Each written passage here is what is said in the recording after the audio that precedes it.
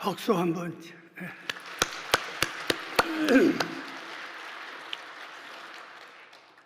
크리스마스 전 4주간을 대강절 또는 대림절이라고 말합니다.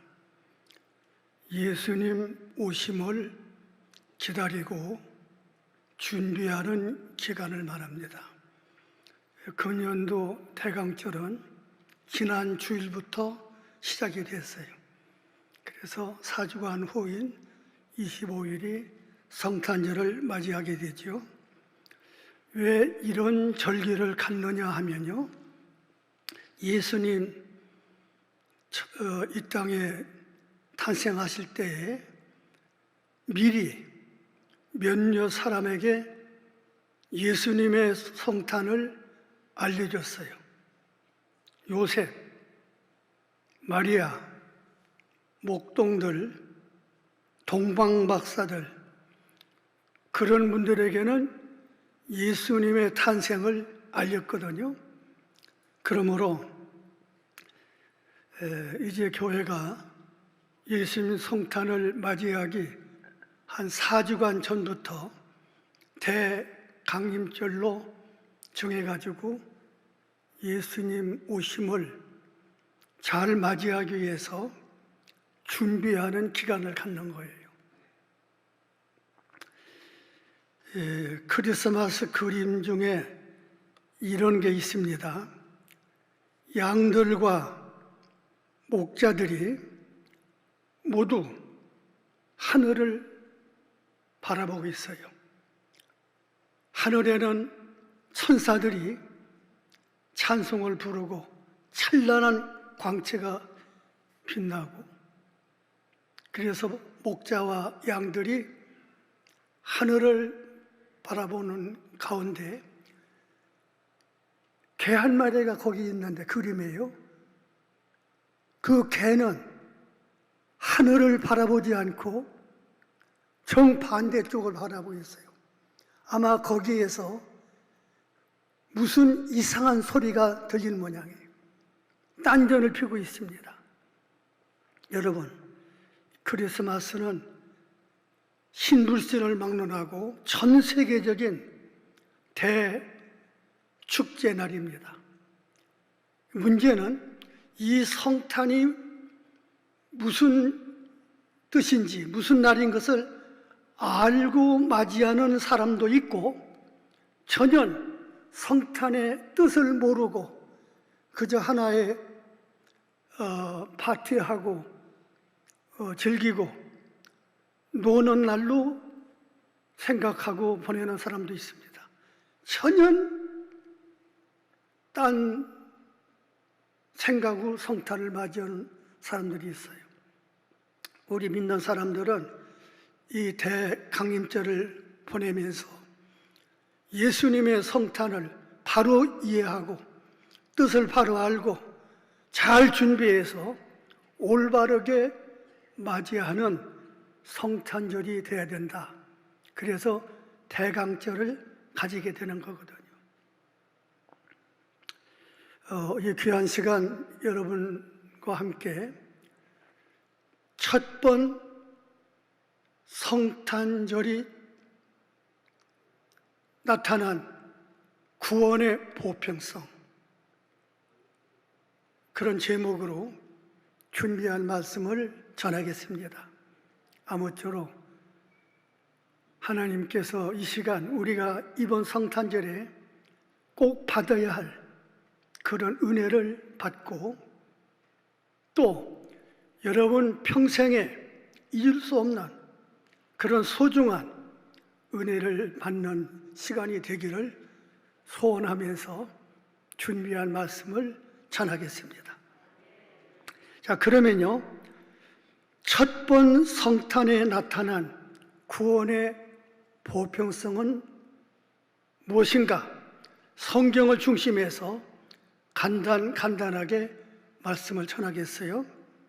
첫째는 밤에 들에서 양을 치던 목자들입니다. 본문 8절에 보면 그 그 지경에 목자들이 밖에서 밤에 자기 양떼를 지키더니 그랬어요. 당시 유대 나라에서 양을 치는 목자들의 삶은 매우 고달팠어요. 우리나라는 자연 조건이 좋아서 전 국토가 목장과 같습니다. 그래서 양을 치든 소를 치든 목동이 따로 필요 없어요. 그러나 유대 나라는 그렇지를 못해요. 초장이 거의 없습니다. 황막한 광야와 같아요.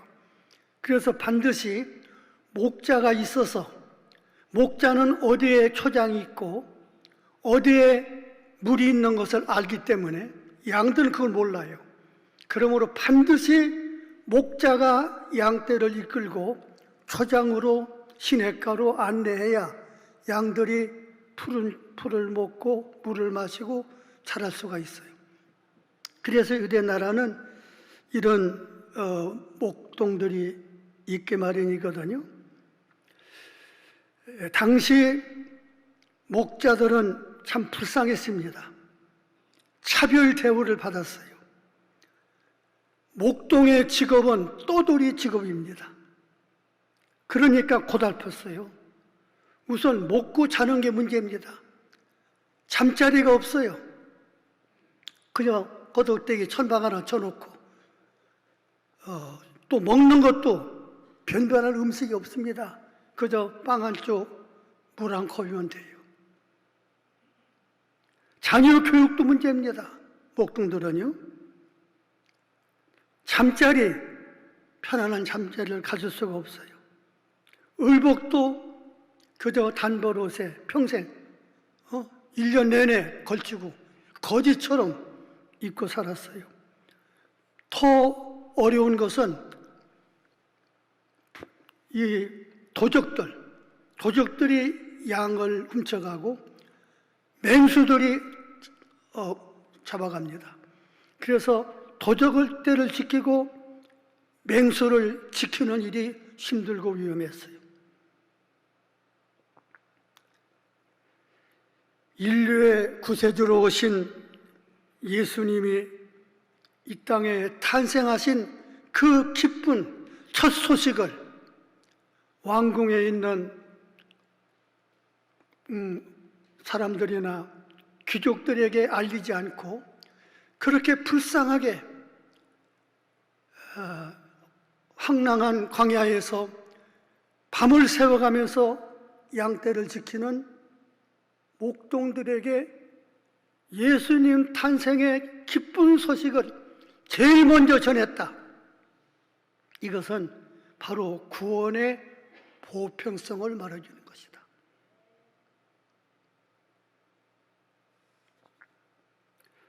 둘째로는요, 베들레헴에서 탄생하신 일입니다.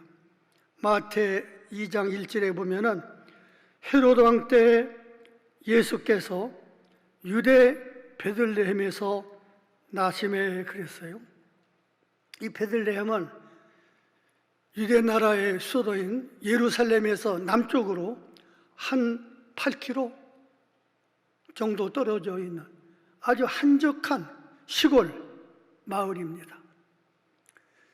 지금은 예수님 탄생지이기 때문에 성지가 되고 콘스탄틴 황제가 성탄교회를 지어줬기 때문에 유명한 세계적인 관광지가 돼가지고 저도 가서 봤고 여러분도 베들레헴 또 성탄교회를 가 보신 분이 많이 계시겠는데 유명한 세계적인 관광지로 각광을 받고 있지만은 그때 당시에는 아주 한적한 시골 초원 마을입니다.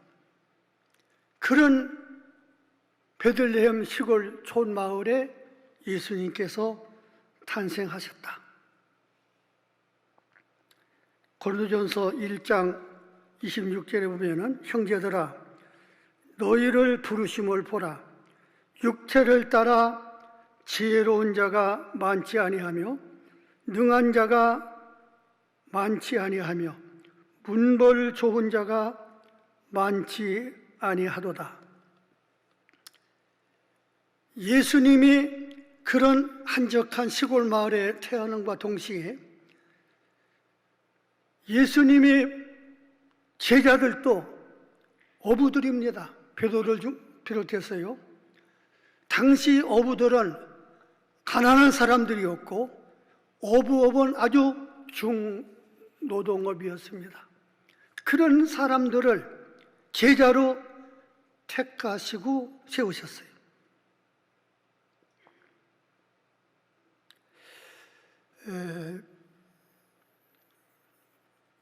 대개 지금도 우리 목사님들, 목회자들 보면요, 물론 목사님 가운데 명문 대학을 나오고 해외 유학을 하고 지식과 모든 면에 유능한 분도 많이 계시지요. 그러나 일반적으로는 대체로 목회자들은 금수저는 거의 없습니다. 흙수저라 할까요? 되게 어렵게 살고 가난하게 살고 고생하며 고학을 했고, 아주 목회하는데 개척하고 그 고생이라는 것은 말할 수가 없어요. 우리 총회 부흥 전도단에서 이번에 그 간증집을 냈어요. 저도 온 거 하나 보냈는데요. 그거 다 읽어봤는데 한결같이 거의 모든 목사님들, 거기 나오는 부흥사들은 그렇게 가난했고 고학했고 어려운 질병으로 죽을 고비를 넘겼고, 가시 없는 꽃은 없다는 속담처럼 고통 없는 어려움을 당하지 않은 목회자가 거의 없어요. 사도 바울 같은 대사도도 육체에 찌르는 가시로 평생 고생했다고 그렇게 간증을 했거든요. 그러므로 하나님이 들어 쓰시는 종들은 그렇게 귀족, 또 지식이 많은 사람, 금수저 같은 사람들이 아니고, 물론 그런 분도 혹 있지만 대체로 베들레헴처럼 비천하고 어렵고 고생하는 그런 사람들을 제자로, 종으로 불러서 쓰신다. 그러므로 첫 성탄에 나타난 구원의 보편성은 바로 주님이 불러 쓰신 제자들을 보아도 알 수가 있다. 셋째로는요, 동방 박사들의 예방입니다.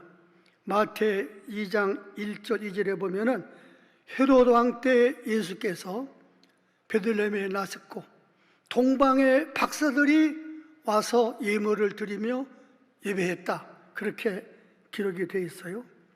이 동방이 어디냐? 학자들에 의하면 페르시아나 바벨론 나라라고 그래요. 상당히 먼 거리죠. 태산을 넘고 큰 강을 건너야 올 수 있는, 몇 달 걸려야 올 수 있는 그런 먼 길을 걸어서 동방의 박사들이 와서 예방했다.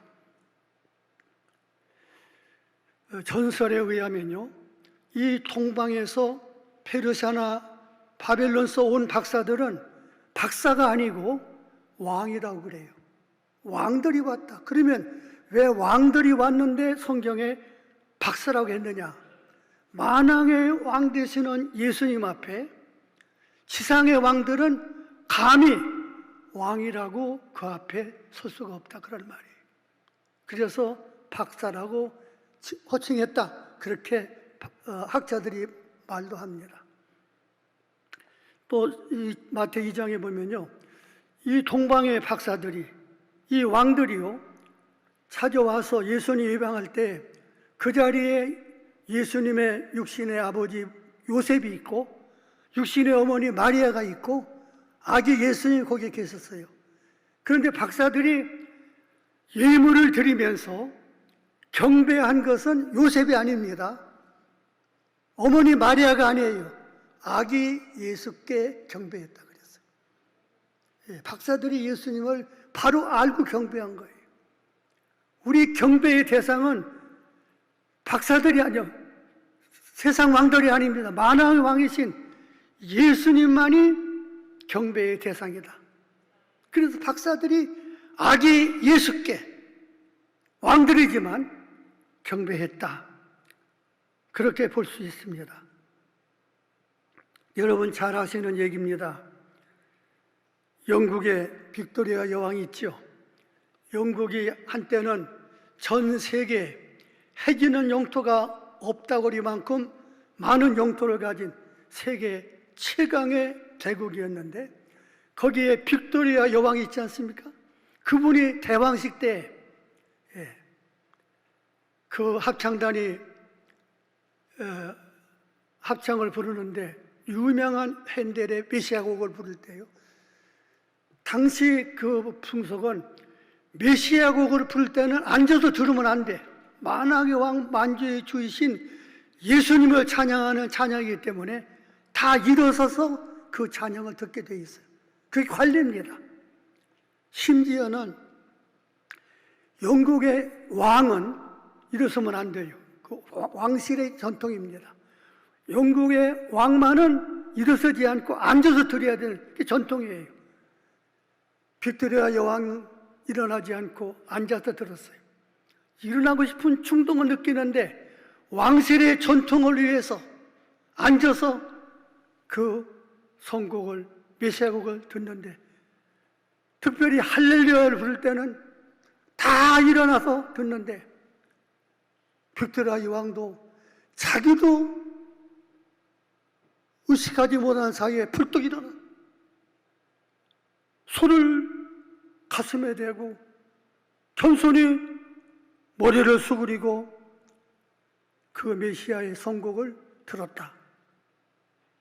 나중에 빅토리아 여왕은 그때 일을 회고한 경험담 가운데 이런 말을 했어요. 만왕의 왕이신 예수님 앞에 세상의 왕들은 아무것도 아니다. 만왕의 왕 되신 예수님을 모시는 심령은 평화가 있고 그 예수님을 왕으로 모신 나라는 복이 있다. 그렇게 빅토리아 여왕이 고백을 했습니다. 옛날 중국은 대국이죠. 중국의 왕은 부를 때 폐하라고 불렀어요. 한국의 왕은 폐하라고 못 불렀어요. 전하. 폐하 밑에 있는 전하면 속국으로 취급했어요. 폐하는 중국의 왕은 폐하예요. 중국의 속국인 모든 나라의 왕들은 전하에 불과해요. 그렇다면 만왕의 왕이요 만주의 주이신 하나님 앞에, 예수님 앞에 세상의 모든 왕들은, 중국이나 미국 같은 대국의 왕까지라도 예수님 앞에는 전하에 불과합니다. 예수님만이 경배의 대상이다. 그러므로 동방 박사, 동방의 나라 왕들이 와서 비록 애기지만은 만왕의 왕 되시는 예수님께 예물을 드리면서 경배했다고 하는 것은 바로 구원의 보편성을 나타낸 것이다.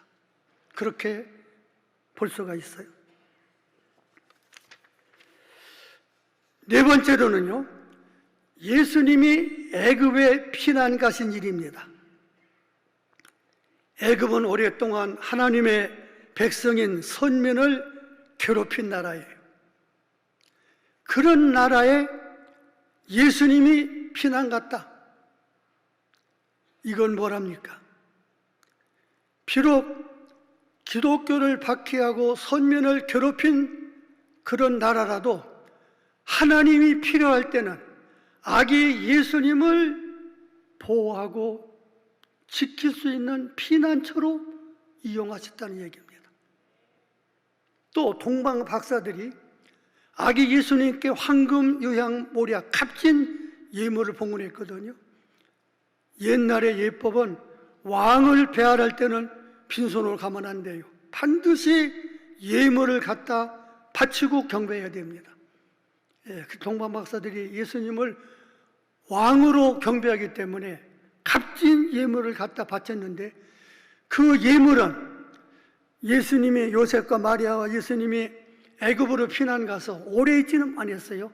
수개월 있었다고 생각이 드는데, 그래도 한 가족이 애굽 가서 수개월 피난 생활하는 데는 돈이 필요합니다. 물질이 필요해요. 그 경비를 바로 박사들이 봉헌한 예물로 썼다고 볼 수 있어요. 그러니까 돈도 올바르게 하나님의 영광을 위해서, 죄 범된 교회를 위해서, 가난한 어려움을 당하는 사람을 위해서 바로 쓰는 것은 값이 있다, 그 말입니다. 하늘에 보화가 있고 하나님 앞에 칭찬받고 상 받을 수가 있다, 그런 말입니다.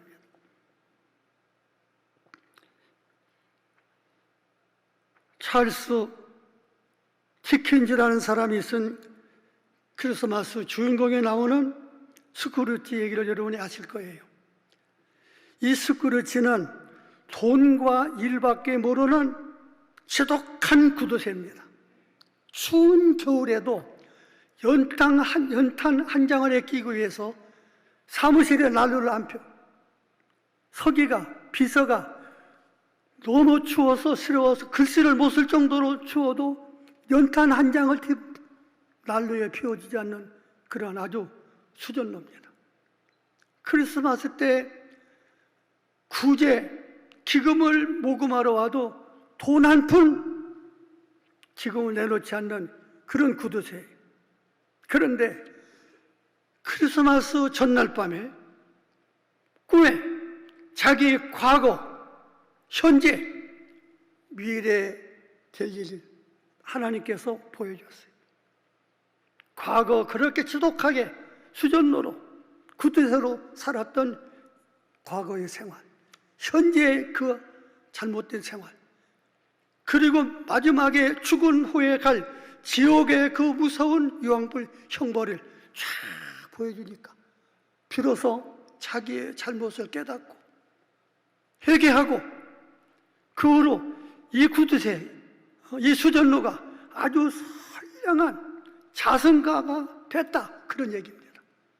물론 소설 얘기지만은 우리도 성탄절을 무심히 보내지를 말고 해마다 성탄절을 맞이할 때마다 무엇인가 한 가지씩이라도 자기 자신의 잘못된 생활을 반성하고 죽어 지옥 가서 고통당하기 전에 깨닫고 회개하고 고칠 수 있다면 아마 가장 그분에게 소중한 성탄의 선물이 될 것입니다. 금년 성탄에 여러분이 그런 선물이 있으시기를 부탁을 드립니다. 예수님이 하신 말씀 가운데 복음서 이 애에 기록된 말씀이 딱 한 곳 성경에 있어요. 사도행전 20장 35절 말씀인데, 주 예수께서 친히 말씀하시기를 주는 자가 받는 자보다 복이 있다 하심을 기억하여야 할지니라. 우리는 받는 자가 복이 있고 주는 것은 손해로 하는데, 예수님은 그와 반대로 주는 자가 받는 자보다 더 복이 있다 하신 그 말씀을 기억하라고 복음서 이 애에 딱 한 번 예수님이 친히 하신 말씀이 사도행전에 기록되어 있어요. 여러분, 예수님의 유명한 설교가 산상보훈이 아닙니까? 마태 5장, 6장, 7장이죠. 그 산상보훈 가운데 가장 중요한 말씀을 황금률이라 그래요. 기독교 황금률. 마태 7장 12절입니다. 여러분 잘 아실 거예요. 예. 이렇게 기록되어 있죠. 대접을 받고자 하는 대로 남을 대접하라. 이것이 율법이요 선지자라. 율법은 구약 오경을 말하고 선지자는 구약의 예언서를 말하는데, 구약 성경 전체를 율법이요 선지자라 말합니다. 구약은 당시는 신약 없으니까 이때 당시는 성경 전체가 말하는 가장 아름다운 그런 황금률과 같은 말씀이 남에게 대접을 받는 것보다 남을 대접하라. 이것이 율법이요 선지자요 기독교의 황금률이다. 여러분, 혹시 금년 성탄절에 누군가를 통해서 작든 크든 선물을 받으면 좋겠다, 혹 그런 생각이 있으시다면 마음을 바꿔서 내가 다른 사람에게 선물을 주고 작은 것이라도 대접한다면 예수님의 황금률을, 산상보훈의 가장 중심적인 말씀을 지키는 성도가 되는 거예요. 받는 자보다 주는 자가 복이 있다. 대접을 받고자 하는 대로 먼저 남을 대접하라. 이것만 기억하고 실천해도 아마 금년 성탄절은 여러분에게 있어서 가장 의미 있고 좋은 성탄절로 보낼 줄을 믿습니다. 바로 이런 일들이 기독교 구원의 보편성을 우리에게 말해주는 거예요. 끝으로 예수님께 오는 모든 사람은 다 구원을 받았다는 얘기입니다. 성경에는 없지만은 외경에 혹 전설에 이런 말이 있어요. 예수님이 아기로 자라날 때 마을에 사는 사람들이 어떤 어려운 문제, 그것이 뭐 질병 문제든 생활 문제든 어려운 문제가 생기면 아기 예수님께 찾아가 예수님을 뵈면은 그 어려운 문제가 자신의 힘으로 해결할 수 없는 난제들이 아기 예수님을 만나 뵈면 해결받았다는 거예요. 예수님 공생의 3년 동안 예수님 주변에는 많은 사람들이 모여왔는데요, 성경을 보면은 예수님 주변에는 장애인만 있었던 것 같아요. 주로 각종 병든 사람들, 각종 온갖 죄를 지은 사람들, 어려운 문제를 가진 사람들이 예수님께 찾아오면 다 해결을 받았어요. 마태 11장 28절 말씀이죠. 수고하고 무거운 짐진 자들은 다 내게로 오라. 내가 너희를 쉬게 하리라. 여러분, 인류 역사 이래 이런 말씀을 한 사람은 아무도 없습니다. 감히 누가 세상에 수고하고 무거운 짐을 짓지 아니한 사람이 없는데 그런 중생들을, 인간을 향해서 다 내게로 오라, 그렇게 초청할 사람이 누가 있습니까? 감히 없어요. 그렇게 말할 사람 아무도 없어요. 어떤 성자도, 어떤 철인도, 어떤 종교가도 인생의 모든 문제를 다 해결해 줄 수 있는 사람은 없습니다. 그러니까 그런 말을 한 사람이 없어요. 더군다나 내가 너희를 쉬게 하겠다, 문제를 해결해 주겠다, 오면 다 내가 해결해 주겠다, 감히 그렇게 말할 사람이 누가 있냐, 그런 말입니다. 아무도 없어요. 오직 하나님의 아들이신 만민의 구세주이신 예수님만이 수고하고 무거운 죄짐, 인생의 모든 고난의 짐을 지고 허덕이는 인생을 위해서 내게로 오라. 하나님만이, 예수님만이 하실 수 있는 초청입니다. 내가 너희를 쉬게 하겠다. 무슨 말입니까? 인간 다 죄인들이에요. 죄인들에게는 평안이 없어요. 그런데 예수님께 나오면 주님이 흘리신 십자가의 보혈의 공로로 죄사함 받게 되고, 죄 때문에 고난이 왔는데 죄사함 받으니까 개인적으로 평안이 와요. 모든 문제가 예수님 앞에서는 해결 안 될 문제가 없어요. 여러분, 만병통치약이라는 말이 있어요. 그런 말만 있지 세상에 모든 병을 다 고칠 수 있는 만병통치약은 세상에 없습니다. 있은 일이 없어요. 그런 공동체가 왜 생깁니까? 진짜 인생의 모든 문제를 해결할 수 있는 만병통치약과 같은 분은 예수밖에 없어요. 예수님은 세상에 오셔서요, 주님이 해보지 못한 일이 딱 하나 있습니다. 예수님이 못한 일이 하나 있어요. 장례식. 예수님은 장례식을 한 일은 없어요. 죽은 나사도 살렸어요. 죽은 자도 살아났어요. 아까 교동문에 나왔던 이사야 55장 1절 말씀, 오라 너희 목마른 자들은 다 내게로 오라. 모든 사람은 다 목마른 인생입니다. 물질적으로 또 정서적으로 애정으로 다 목마른 사람들이에요. 내게로 오라. 와서 돈 없이 값없이 와서 포도와 젖을 사라. 무슨 말입니까?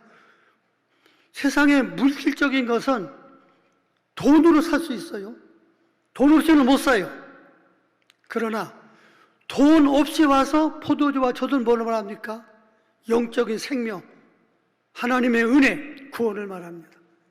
이 구원의 은혜는 물질로 사는 게 아닙니다. 그리고 왜 그 말씀에 값없이 와서 포도주와 젖을 사라, 값없이 와서 사란 말이 무슨 말입니까? 그 말은 예수님께서 십자가에 흘리신 보혈로 인간의 죄값을 다 치렀어요. 값을 냈어요. 이제 예수 앞에 오는 자는 주님의 값을 냈으니까 값없이, 돈 없이, 돈을 안 내도 값을 안 내도 거저 공짜로 구원을 받게 되어 있다는 말입니다. 그런데 가령 광야에서 독사에 물려서 죽게 된 사람들, 모세가 지팡이 위에 뱀의 형상을 만들어서 높이 세우고 외치기를 누구든지 독사에 물려 독이 올려 고통받고 죽게 된 사람들은 이 장대에 매달아 놓은 뱀을 바라보면 낫는다, 산다, 그렇게 외쳤지만요, 성경 보면은 바라본 사람은 낫고 살았는데 그럴 수가 없다. 말이 되는 얘기냐? 고집을 부리고 안 쳐다봐서 다 죽었다 그랬어요. 바라보고 고집받고 산 사람도 얼마고 있는데 그래도 믿지 않았어요. 지금도 마찬가지예요. 모든 죄인들은, 수고하고 무거운 짐진 죄인들은 다 예수께 오라. 주님이 값다 치렀다. 믿음의 손을 벌려서 받으면 공짜로 선물, 선물은 값을 주는 거 아닙니다. 공짜로 받는 게 선물이거든요. 누구든지 예수를 믿는다고는 믿음의 손을 벌리면 공짜로 너희 모든 죄 구원받고 영생 얻는다, 그렇게 외치고 전해도 그게 말이 되느냐? 안 믿어요. 안 와요. 교회 안 와요. 예수 안 믿어요. 그 지옥 가요.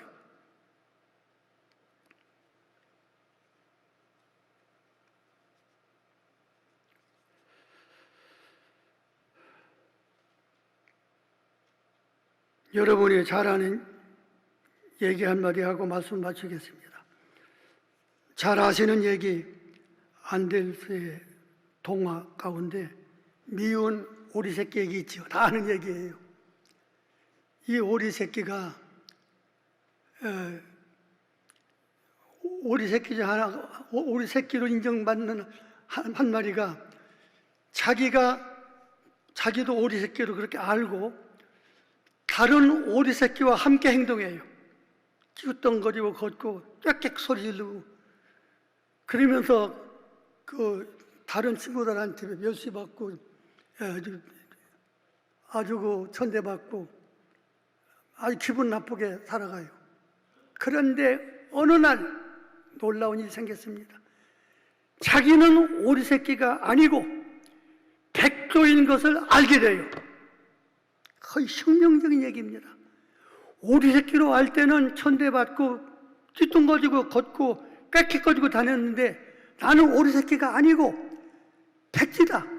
흰털, 목이 길고 아름다운 흰털을 날리면서 저 푸르고 높은 창공을 나를 수 있는 나는 백조다. 그걸 깨닫는 순간 자기도 푸른 창공을 나르는 저 흰 백조와 함께 공중으로 치솟아서 같이 날아갔다. 그 동화 얘기 아닙니까? 이게 무슨 얘기입니까? 우리 믿는 사람들은요, 바로 우리 예수 믿는 그리스도인들이 과거 예수 믿기 전에는, 구원받기 전에는 미운 오리 새끼였어요. 죄 많은 세상에서 죄인들과 함께 어울려가지고 찌우뚱거리고 꽥꽥거리고 비천하게 멸세받고 천대받고 살아왔던 것이 불신의 생활이었습니다.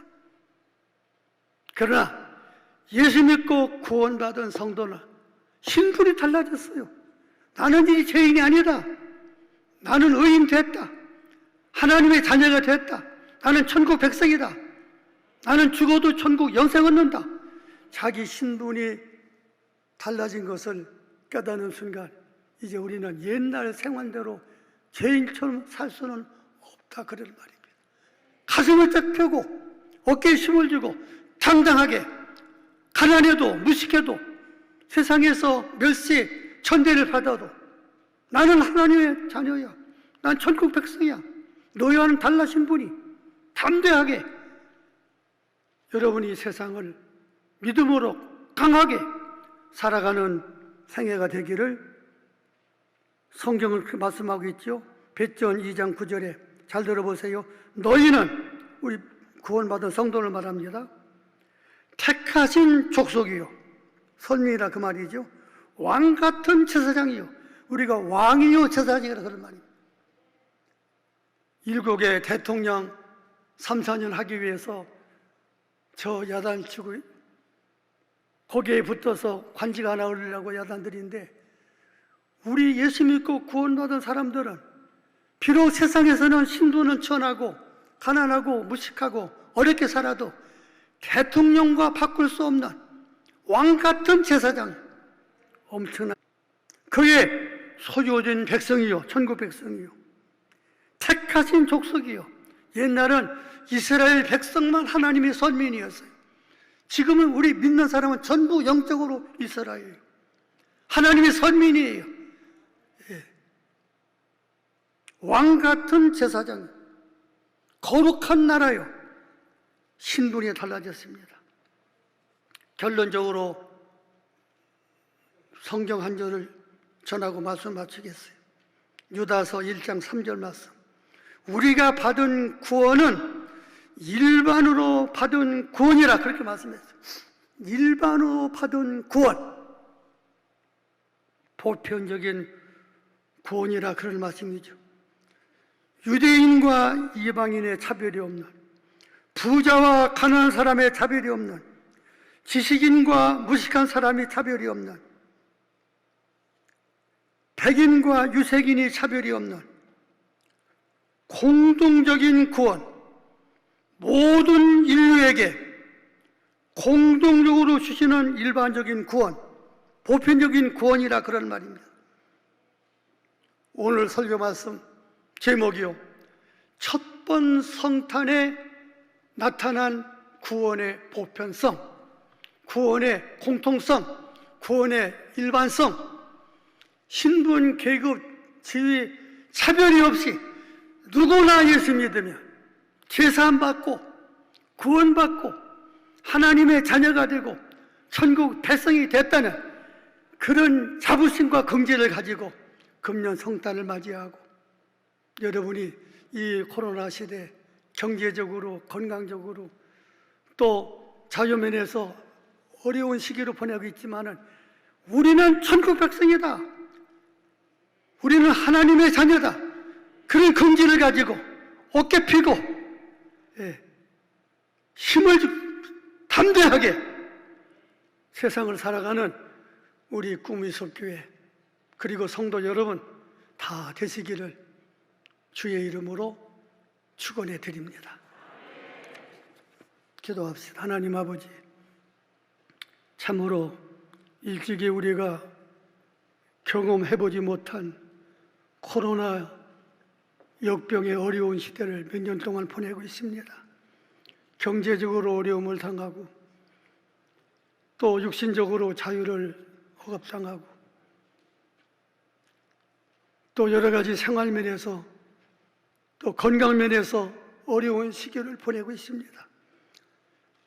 이 불초한 노종을 보내시고 세우셔서 첫 번 예수님 나신 성탄에 나타난 구원의 보편성을 예수님의 탄생으로부터 말씀을 전했습니다. 이 말씀 믿음으로 아멘으로 받아서 나는 이제 예수 믿고 제사 받고 구원받은 하나님의 자녀요 천국 백성이요, 긍지를 가지고 자부심을 가지고 가슴을 펴고 담대하게 이 어려운 시기에 세상을 살아가는 우리 꿈이속교회 모든 성도들 다 되게 해주시기를 예수님의 이름으로 기도하옵나이다. 아멘.